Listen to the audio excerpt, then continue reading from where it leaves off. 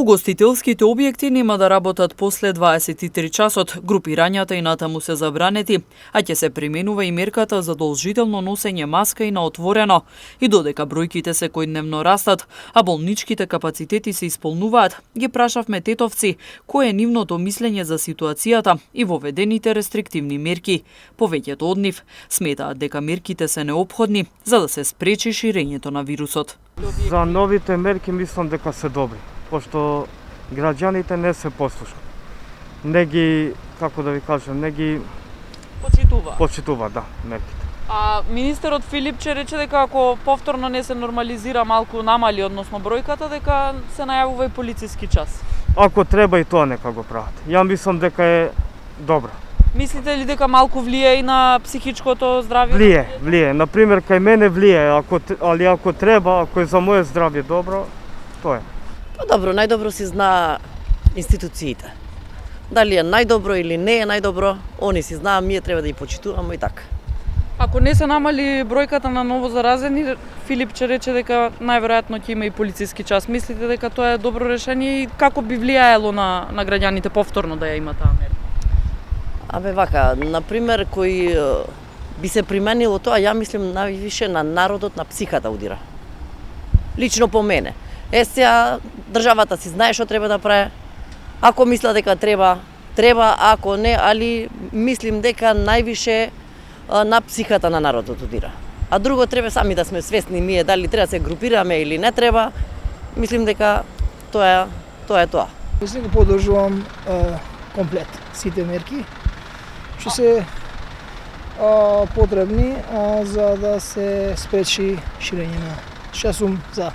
А ако се донесе и мерка полициски час, ако не се намалат бројките, мислиш дека тоа штетно влијае на граѓаните? Може да ги оштети, но на крај најважно е здравјето. Тоа што секоја мерка мислам дека е за доброто на граѓаните. Па за маскиве во рете треба да се поштува тоа, меркиве се добро. И за кафаните поради овде ги злоупотребува. Тие седат поќе него што треба и треба, мислим дека во ред. Како влијаат меркиве? Се најавува можеби ако не се намалат бројките и полициски час. Влијае мислите на психичкото здравје? Полициски час не треба да биде. Ќе влијае на психички тоа. Мислим тоа не треба. А вака рестриктивни мерки, тоа не е лошо. Би требало мало, треба да се поведе, за тоа самите себе ние треба да видиме. Да нема, сега се собираме сега, ако има нешто, не ама ова иде се тамо, дој затворен простор, али вака на отворено, не се слажем ја да има. А ако се најави и се примени полициски час, мислите дека тоа штетно ќе биде и за психата на граѓаните и воопшто како мерка? Полициски час, ако се воведе, ја би предложил да биде тоа од 20 часот до сабајле до 5. А преку ден нема шанса да тоа. Па треба да држи сваки маски, 2 метра да буде размак и гужва не треба, тоа знаеме.